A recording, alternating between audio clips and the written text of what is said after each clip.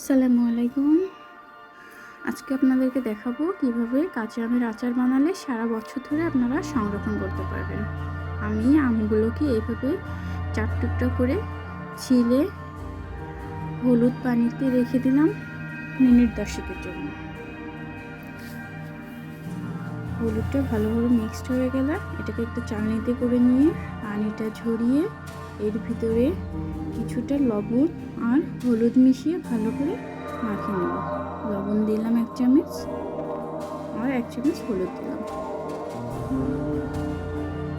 এটাকে খুব ভালোভাবে মিক্স করে নেড়ে চেড়ে যাতে সবটুকু অংশে হলুদ লাগে সেভাবে মাখিয়ে একটা চালনিতে করে ছাদে নিয়ে গেলাম।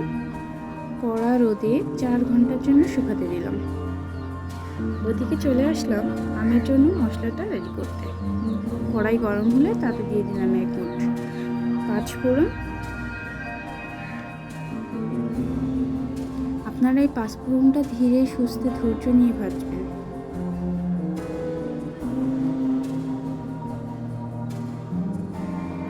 আমি পাঁচফোড়নগুলোকে নাড়াচাড়া করে ক্রমাগত নাড়াচাড়া করেছি এবং এগুলোকে সুন্দর করে ভেজে নিয়েছি। এর ভিতরে দিয়ে দিলাম 4টা শুকনো মরিচ। এগুলোকে আবার সুন্দর করে নাড়াচাড়া করা শুরু করলাম।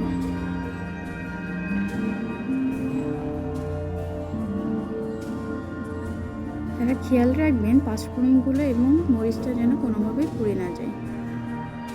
চুলার আঁচ একদম মিডিয়াম টু লো আঁচে রেখে আপনারা এটা ঢেলে নেবেন।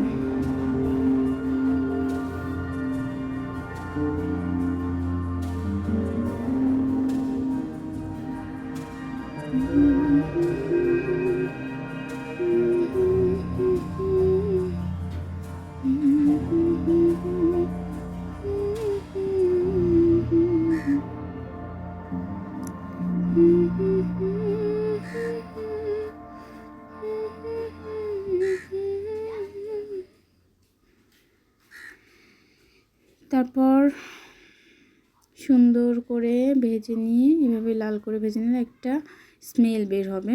স্মেলটা বের হওয়ার পর এটা একটা বাটিতে ঢেলে নিব। কিছুটা ঠান্ডা হয়ে যাওয়ার পর এটাকে ব্লেন্ডারে করে খুব সুন্দর করে মিহি করে পাউডার করে নিব। একটা ব্লেন্ডারের জারের ভিতরে পাঁচফোড়ন ভাজাগুলো দিয়ে দিলাম। তারপর ঢাকনাটা লাগিয়ে ব্লেন্ড করা শুরু করে দিলাম। সুন্দর করে পাউডার করে নিচ্ছি।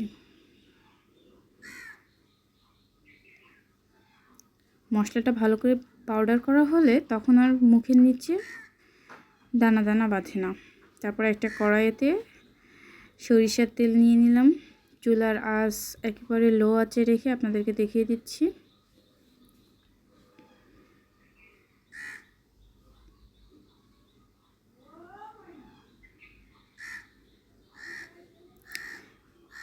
তেলটা যখন গরম হয়ে যাবে আমার মনে হয় আরও একটু তেল দেওয়া উচিত। তার ভিতরে আর কয়েকটা পাঁচফোড়ন এবং গোটা জিরা দিয়ে আর 2টা শুকনো মরিচ দিয়ে তেলটারে একটু ফোড়ন দিয়ে তারপর ছাদ থেকে আনা শুকানো আমগুলো এর ভিতরে দিয়ে দিব যখন তেলটা খুব ভালোভাবে গরম হয়ে যাবে। শুকনো মরিচগুলো একটু একটু ভাজা হয়ে যাবে।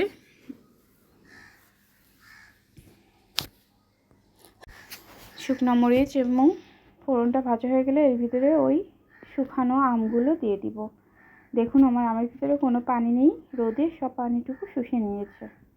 তারপর এই তেলে খুব ভালোভাবে নাড়াচাড়া করে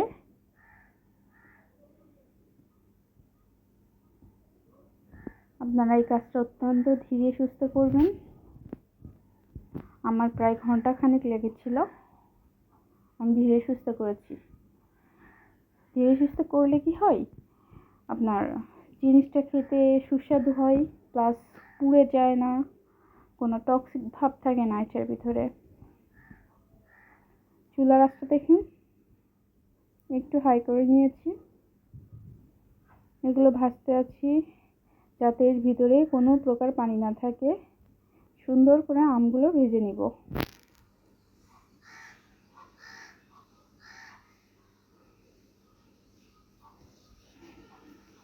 দেখুন আমের কালার আস্তে আস্তে চেঞ্জ হচ্ছে, ধীরে ধীরে আমের কালার আরও সুন্দর হবে।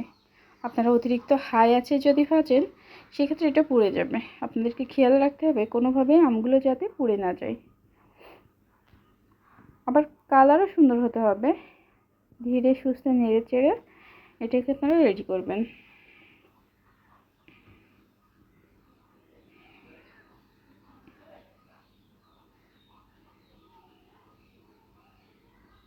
কত সুন্দর কালার হচ্ছে ধীরে ধীরে, মাশাআল্লাহ। এর ভিতরে দিয়ে দিলাম স্বাদ মতো চিনি। চিনিটা অবশ্যই আপনাদের নিজেদের স্বাদ মতো দিবেন। চিনিটা দেওয়ার পর এটাকে ভালোভাবে মিক্স করে নিব। চিনি থেকে পানি বের হবে, সেই পানিটা শুকিয়ে না যাওয়া পর্যন্ত ভালোভাবে নেড়েচেড়ে জাল করে নিব। খেয়াল করবেন চিনিটা পুড়ে গেলে কিন্তু চিনির শিরাটা কালো হয়ে যায় এবং তিতা হয়ে যায়। আপনাদের চিনির শিরাটা যেন না পড়ে এজন্য জাল লো আঁচে করে আপনারা এটাকে সুন্দর করে ভাজবেন।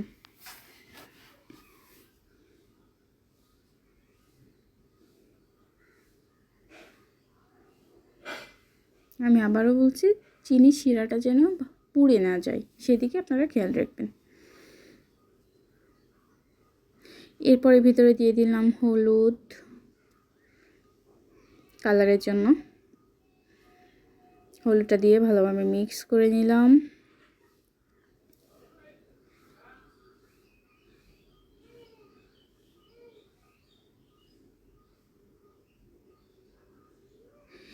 এই পর্যায়ে হলুদটা দিয়ে ভালোভাবে মিক্স করার পর কালারটা অনেকটা ধীরে ধীরে চেঞ্জ হচ্ছে, মাশাআল্লাহ। লাস্ট পর্যন্ত অপেক্ষা করলে দেখবেন আমের কালারটা কত সুন্দর আসে। এরপর ওই যে ভেজে রাখা পাঁচফোড়ন গুঁড়া ছিল ওটা থেকে কিছুটা এখানে দিয়ে নাড়াচাড়া করে নিয়ে আমটা ভালোভাবে কষিয়ে নিচ্ছি। পুরোটা দেয়নি, অল্প একটু দিয়েছি। ওটা ভালোভাবে মিক্স করে কষিয়ে নিয়ে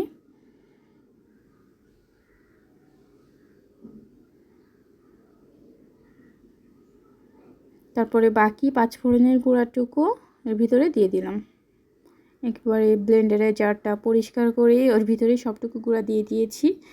তারপরে দেখুন মাশাআল্লাহ ওইটা দিয়ে আরেকটু মিক্স করে নেওয়ার পরে আমের কালার ধীরে ধীরে আরও চেঞ্জ হবে। আচারের একেবারে অরিজিনাল টেস্টি কালার যেটা বলে, টেস্টি কালার বলছি কেন, এমন আছে না যে কালার দেখে অনেকটা মনে হয় যে লোভনীয়, এই জন্য টেস্টি কালার বললাম। দেখুন আচারের কালার কত সুন্দর আসতেছে, ধীরে ধীরে মাশাআল্লাহ আরও অনেক সুন্দর আসবে। আচারের কালারটা একটু ব্ল্যাক ব্ল্যাক না হইলে মনে হয় না যে আসলে এটা টেস্টি হবে। কালার দেখেই অনেকে, দেখুন আস্তে আস্তে কালারটা কত সুন্দর হচ্ছে।